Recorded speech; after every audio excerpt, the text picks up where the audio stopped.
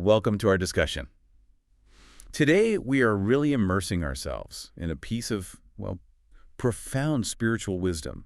It's a text that forces us to look at some of our deepest fears about, time, purpose, and suffering. Mm-hmm. And we're drawing on some fantastic material here, especially the detailed analysis from the UNFIJ team to really get to the heart of one single, incredibly powerful psalm. And our focus today is Psalm 39. Yeah, and this isn't just a poem, it's so much more. It's a prayer, it's a raw theological masterclass from King David himself. He really wrestles with some big ideas here. He does. He's wrestling with human mortality, with suffering, and he's forced to this honestly uncomfortable conclusion that life is fleeting. It's just a vapor. And because of that reality. Because of that, our hope has to be anchored somewhere completely secure in God. It's so relevant because it gives voice to that feeling I think we all get when we're just overwhelmed by how fast and fragile everything seems. Okay, so let's start at the very beginning. The text has this little signature, an identity marker, right at the top. It does. The superscription. It tells us exactly what we're looking at. It says, "To the chief musician, even to Jeduthun, a psalm of David." Now, that short line, it seems simple, but it carries a ton of weight, doesn't it? Immense weight. First, a psalm of David. That grounds this whole philosophical crisis in a real person, a real king who saw the absolute heights of power and the depths of personal failure. Right, but the other part is what really gets me. To the chief musician, even to Jeduthun. Yes. This is so insightful.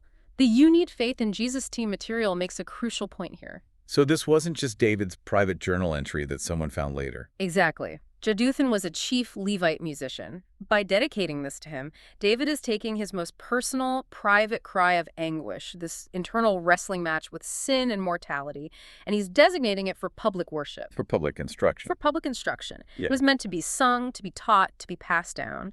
And what that signals to us is that his process, this journey from pain to hope, is meant to be a model for all of us. It's teaching us how to process our own private pain. Yes, in a way that doesn't end in despair, but actually culminates in glorifying God. That means the emotional roller coaster in this song isn't just David's story, it's universally instructive. And you can see that instruction laid out in the structure of the psalm itself. It feels like it's built around three huge, interconnected themes. It is. The first struggle is deeply psychological. David tries to control his tongue, to manage what he says while he's suffering. He tries this kind of forced stoicism. And it backfire. Oh, dramatically. Then the second theme is this profound, sobering realization of how short life is. He confronts this concept of vanity, this idea that everything earthly is just a vapor. And that leads to the final movement. The necessary pivot, the dramatic shift away from his own misery to this declarative hope, realizing that the Lord is the only secure anchor in, a sea of temporary existence. Okay, so to really get this, we need to understand its surroundings. Where does Psalm 39 actually sit within the book of Psalms? Well, it's in Book 1, which covers Psalms 1 through 41. And this section is almost entirely attributed to David. Book I really serves as let's call it the foundational architecture of the whole Psalter. It's establishing that baseline relationship of trust between a person and God. Exactly. And usually through the lens of trial and God's covenant promises. And the tone is really set by its immediate neighbors, isn't it? Psalms 38 and 40. It feels like a spiritual triptych, a three-panel story. It absolutely functions as a dramatic sequence. If you look at Psalm 38, it's one of the most intense penitential psalms in the Bible. David is just crushed, overwhelmed by the guilt and even the physical sickness that's come from his sin. He feels God's anger, the weight of his own failure. The language is so raw. He talks about the burden literally sinking him into the mire. It's a lament from the absolute depth. So he comes out of that pit in Psalm 38 covered in sin and decay. And then he enters Psalm 39, which is our focus today, this moment of deep existential reflection. Yes. Psalm 39 is that critical, reflective midpoint. It's where David just stops. He looks at his pain, he looks at his life, and he asks, okay, if sin has this kind of devastating consequence and my life is this brief, then what am I even doing? Where is my hope really resting? It's a moment of theological sobriety. It is. And then you get the payoff, the breakthrough, in the very next psalm, Psalm 40. The tone there is completely different. Completely. Psalm 40 is this powerful song of thanksgiving. David's been delivered from the horrible pit, and he's declaring his renewed obedience. So 39 isn't just some random reflection. It's the necessary bridge that takes him from the burden of sin in 38 to the declaration of hope in 40. Without this stark meditation on mortality, the deliverance in Psalm 40 wouldn't feel as earned or as heavy. It wouldn't have the same existential weight, no. And that context makes the dedication to Jeduthun even richer because it means the king is modeling, in public song, how to navigate this very specific, very difficult spiritual turning point. It's taking personal pain and turning it into public theology. Exactly. It provides a trustworthy roadmap for others. And this all ties into the core definition we get from our source material. The You Need Faith in Jesus team highlights Psalm 39 as a sober meditation on the brevity and frailty of human life. Sober is a great word for it. It's unflinching. Right. It's confronting the reality of death without any fantasy, and meditation because it's a deep, conscious, mental process. It's a spiritual wrestling match where David is actively, desperately seeking God's perspective. Let's unpack that first major struggle then. David's initial strategy for coping with all this pain, Yeah. which was essentially total silence. Yeah, verses 1 through 3 lay out his resolution and, well, it's dramatic failure. It's an incredibly powerful moment of self-reporting. He says, I said, I will take heed to my ways, that I sin not with my tongue. I will keep my mouth with a bridle while the wicked is before me. I was dumb with silence. I held my peace even from good, and my sorrow was stirred. My heart was hot within me while I was musing, the fire burned. Then spake I with my tongue. KJV, Psalm 39.1 through 3. The intention seems noble at first glance. He wants to protect his testimony, right? He does. And his caution is rooted in a specific situation. While the wicked is before me. We have to remember he's a king. He is under constant political and spiritual scrutiny. His enemies are waiting for him to slip up. They're waiting for him to speak rashly, to complain, to question God. So they can seize on it and say, see, his God has abandoned him. He fears giving them cause for reproach, a theme he comes back to later. But the method he chooses, this bridle, that's where things go wrong. That's the key failure point.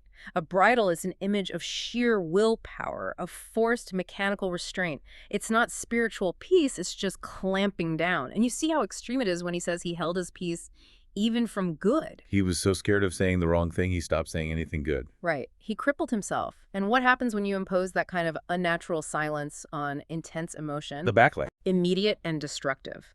The repression fails completely. His silence didn't soothe him. It acted like a pressure cooker. His sorrow was stirred, not calmed. His heart became hot within me. And this internal anguish just built and built until the fire burned. And it explodes. It has to. It's a profound warning for us. Unresolved grief, fear, frustration. It will not just disappear if you ignore it. It will build until it finds a release. And often in a much more destructive way. And this whole struggle with the tongue is something the material connects directly to the New Testament. Oh, absolutely. The You Need Faith in Jesus team points us to James, who gives the ultimate warning on this. James 3.8 says the tongue is an unruly evil full of deadly poison. David knew the danger, but he tried to muzzle that untamable beast all by himself. And the psalm shows us that human effort alone is just not enough. So if bottling it all up is the wrong move, what's the right one? Because just letting it all out in front of his enemies would have been a disaster too. And that's the distinction the You Need Faith in Jesus team application guides us to. It's about redirecting the conversation. We have to distinguish between wise caution before people and destructive self-repression before God. So it's about the audience. It's all about the audience. The practical step when that fire starts to burn inside you is not to clamp down and let it fester. It's to immediately bring that raw, unfiltered emotion directly to God in prayer. The energy David spent on that bridle Should have been spent pouring out his heart to God. He is the one audience who can handle the raw heat of our anger, our frustration, our questions, without judging us or using it against us. The failure wasn't the desire to avoid sin. It was trying to self-manage his grief instead of submitting it. So once that internal dam breaks, David finally speaks. But he doesn't start by complaining about his enemies or his sickness. No, he goes somewhere much deeper. He turns to the most fundamental theological question of all. What is the nature of my own existence? This is the heart of that sober meditation. It's the spiritual pivot point. It is. He moves from his circumstances to a request for divine perspective. His prayer isn't for a rescue, it's for radical clarity, he prays. Lord, Make me to know mine end, and the measure of my days what it is, that I may know how frail I am.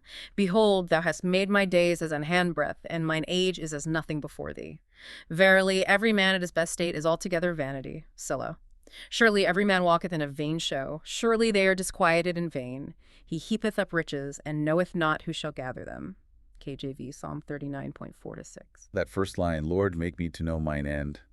That's not morbid, is it? It's a plea for realism. Exactly. He wants to truly grasp his own frailty. He's not asking for his expiration date. He's asking God to instill a visceral spiritual understanding of his finite nature so that he can live differently in the time he has left. In the imagery he uses, a handbreadth. It's the smallest possible measure, literally the width of 4 fingers. And when he compares that tiny lifespan to the eternal God, he says his entire age is as nothing before thee. It just collapses all human pride. Instantly.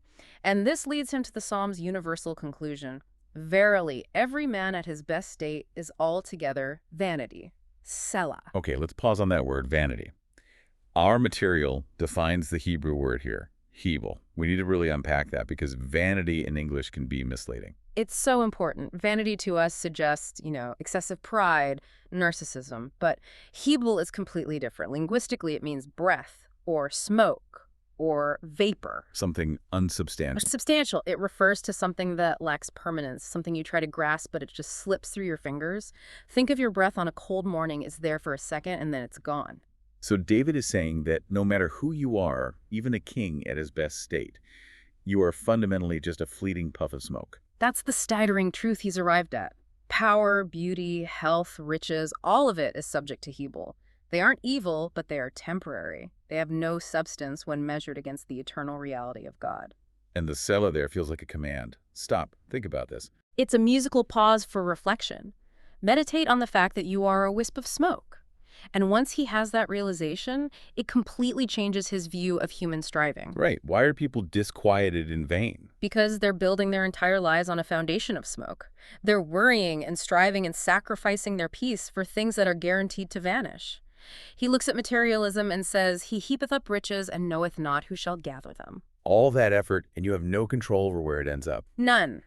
In a world defined by hebel, certainty in temporary things is a delusion. And this is a truth that echoes all the way into the New Testament. The perspective is timeless. You're thinking of James. I am.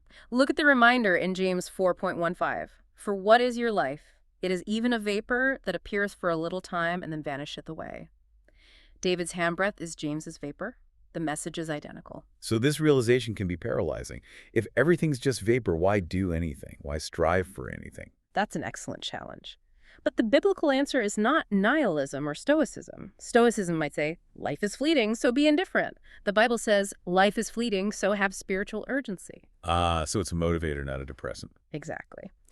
The You Need Faith in Jesus team material instructs us that the action is to use this realization of mortality to radically refocus our striving onto eternal priorities. The practical step is what we can call a periodic vanity check. A vanity check. Yeah, you have to regularly audit your life, your time, your energy, your passion. Where is it invested?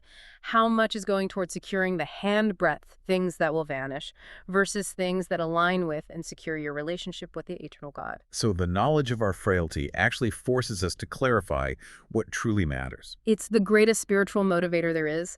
David's prayer that I may know how frail I am is a request for sanctified urgency. That meditation on Hebel is so sobering, it almost demands a rescue. And we get that now. Verses 7 through 9 feel like the hinge of the entire psalm.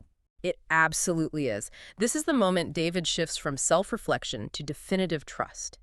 After staring into the abyss of vanity, he asks and then declares, And now, Lord, what wait I for? My hope is in thee. Deliver me from all my transgressions. Make me not the reproach of the foolish. I was dumb, I opened not my mouth, because thou didst it. KJV, Psalm 39.7-9. The rhetorical question, what wait I for, is answered immediately. There's only one possible answer left. My hope is in thee. It's a stunning declaration of theological clarity. He's realized hope cannot be placed in his health, his wealth, or even in his enemies disappearing. Hope has to be anchored in the unchanging, eternal character of God. And it's interesting, as soon as he secures his hope in God, his prayer request changes. It's not about his circumstances anymore. That's a crucial observation from our source material. His first plea is, "Deliver me from all my transgressions." He realizes his deepest, most urgent need isn't for God to stop his enemies, it's for God to stop him from sinning. Because his own failure is what gives his enemies, the foolish, the opportunity to mock both him and his God. Precisely. Spiritual integrity becomes more important than physical comfort. And then we get to maybe the most profound statement of submission in the whole song. I was dumb, I opened not my mouth, because thou didst it. Wow. That line could be read in a few ways. It could sound accusatory. It could, but it's not. This is a moment of profound submission to divine sovereignty. He's not just resigned to his fate, he's recognizing that the painful trial he is in was not an accident. It wasn't just the work of his enemies. It was permitted or even actively ordained by God for a purpose. So when he says thou didst it, he's attributing the circumstance of the suffering to God's control, not the sin that might be involved. A vital distinction. God never authors sin. That violates his very nature. But God, in his sovereignty, absolutely can and does permit and use the consequences of sin, the affliction, as a tool for discipline and sanctification. So this suffering isn't meaningless chaos. It's purposeful discipline from a father. Exactly. And that recognition is what allows David to stop fighting his circumstances and start submitting to the hand behind them. It's the difference between fatalism, which says nothing matters, and faith, which says God is using this. And this submission is what leads to the growth the New Testament talks about. The connection is powerful. This is the soil for the fruit described in Romans 5:3-4, which says, "We glory in tribulations also, knowing that tribulation worketh patience, and patience experience, and experience hope." David has just walked through that exact sequence. So for someone listening who is in the middle of that kind of pressure right now, how does the You Need Faith in Jesus team application guide us to practice this? The guidance is very practical. The action is to deliberately stop the internal why me struggle. You have to consciously choose to stop wrestling with the circumstance, and like David, declare the Lord as your only source of hope. You trust his character over your comfort. And the practical step. The step is to practice reflective submission. You ask two questions. First, Lord, what purpose are you accomplishing through this pain? And second, what associated sin, pride, complaining, fear do I need to confess? This ensures your response is guided by God's purpose, not just your emotional reaction. Okay, so once David submits, he earns the spiritual right, in a sense, to appeal for mercy. Yes, the sequence is essential. Submission comes before the request for deliverance. He acknowledges the source of his pain is divine and intentional, but he feels utterly depleted. He prays, "Remove thy stroke away from me. I am consumed by the blow of thine hand. When thou with rebukes dost correct man for iniquity, thou makest his beauty to consume away like a moth. Surely every man is vanity." Selah, KJV, Psalm 39.011. He calls it a stroke or a blow. That's intense language. He's feeling the full, crushing weight of divine correction, and he says he is consumed by it. This isn't a mild inconvenience. It's suffering that is actively wasting away his vitality. And the metaphor he uses for that wasting away, the moth, that's chillingly effective. It is. A moth doesn't violently rip a garment apart. It quietly, relentlessly, invisibly consumes its beauty, its integrity, until it just falls apart. So God's correction for iniquity causes our own strength, our vitality, our pride, Our self-defined beauty. to just waste away. And the purpose of this discipline is to drive home, yet again, that core truth. Surely every man is vanity, Selah. It's stripping away every layer of self-sufficiency until the only thing left to rely on is God. But we have to keep the theological balance here. This painful discipline is rooted in love, not in condemnation. Absolutely. The material reminds us to see this through the lens of a father disciplining a child. It's painful, but it's purposeful. We see this in Hebrews 12:6. "For whom the Lord loveth he chasteneth, and scourgeth every son whom he receiveth." In a strange way, the suffering David is enduring is proof of his identity as God's son. It's a painful sign of belonging. So knowing the discipline is loving, what's the application for us when we're feeling that consuming blow? How do we ask for relief in the right way? The action is to confess that we have a right to the correction. Mhm. We acknowledge our sin and our frailty, but at the same time, we use our privilege as children to plead for mercy. We don't demand, we plead. We plead our relationship, and the practical step that follows is a prayer that is both honest and balanced. We pray honestly for relief, acknowledging God's right to correct us and his power to restore us, and we rest in the fact that it's a father's hand, not a judge's final wrath. It's asking for grace, not justice. Precisely. And that secures the relationship, even in the midst of the pain. And that brings us to the emotional conclusion of the psalm. David's final moving plea. He bases this ultimate appeal on his identity as a temporary resident on this earth. This ending just perfectly captures the essence of the entire meditation. His focus is now entirely on the eternal. He cries out, "Hear my prayer, O Lord, and give ear unto my cry. Hold not thy peace at my tears, for I am a stranger with thee, and a sojourner, as all my fathers were. O spare me, that I may recover strength before I go hence and be no more." KJV Psalm 39.1 for 13. The request is so personal. Hold not thy peace at my tears. He wants God to see his pain. It's the urgent cry of a man at his limit, begging for empathy. And the foundation for his request is his identity. I am a stranger with thee and a sojourner. This is the final outcome of meditating on Hebel. It is. He realizes he's just a pilgrim passing through this world on the same short path that all his ancestors walked before him. And that identity is so central to the entire biblical story of faith. It is. The You Need Faith in Jesus team's sources point out how essential this mindset is. You look at 1 Peter 2.11, which urges believers to live as strangers and pilgrims, abstain from fleshly lusts, which war against the soul. When you adopt the sojourner identity, you stop prioritizing the comforts of the place you're just visiting. And you start prioritizing your preparation for the place you actually belong. Exactly. And David's final request is so telling. It's not for a longer life. It's not for miraculous healing. It's for just enough strength to endure until the end. Oh, spare me, that I may recover strength before I go hence and be no more. He accepts his fate, that he will be no more on this earth soon.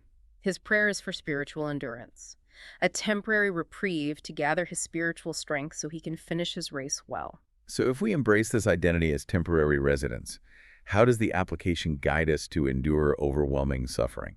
The action is to fully embrace our temporary nature. That embrace becomes the very fuel for our endurance. We look past the current pain, past the temporary attachments of this world. And the necessary step for all of us.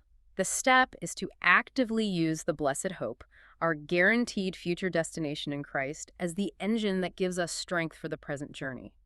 When suffering is overwhelming, you look ahead. You trust God for the daily strength you need to finish the race, knowing that even the longest life here is just a handbreadth compared to the eternity that awaits. That really does reframe every single challenge we face. It shifts the weight of our expectation from the vanishing vapor of this life to the secure permanence of God's promise. It is the ultimate antidote to vanity. This has been a profound journey through Psalm 39. We've tracked David from, the intense agony of forced silence through that stark realization that life is just a handbreadth of vapor Hebel, and finally to the freedom of placing all hope in the eternal God. And the wisdom we've explored is rooted in the careful biblical analysis from the You Need Faith in Jesus team. And as we close, let this be the final question for you, the listener, to carry forward. Given the reality of Hebel, in what specific area of your life are you treating a temporary investment, your reputation, your career, your financial anxiety, as if it were eternal security? Where does your hope truly reside today? That is the essential vanity check we all need to perform regularly. Indeed. To solidify your understanding of this lesson, be sure to use the flashcards to review key terms and then take the quiz. Passing the quiz will mark this lesson as complete. Thank you so much for joining us for this detailed exploration of the source material and King David's enduring wisdom. Until next time, keep seeking his face and remembering that you are a sojourner,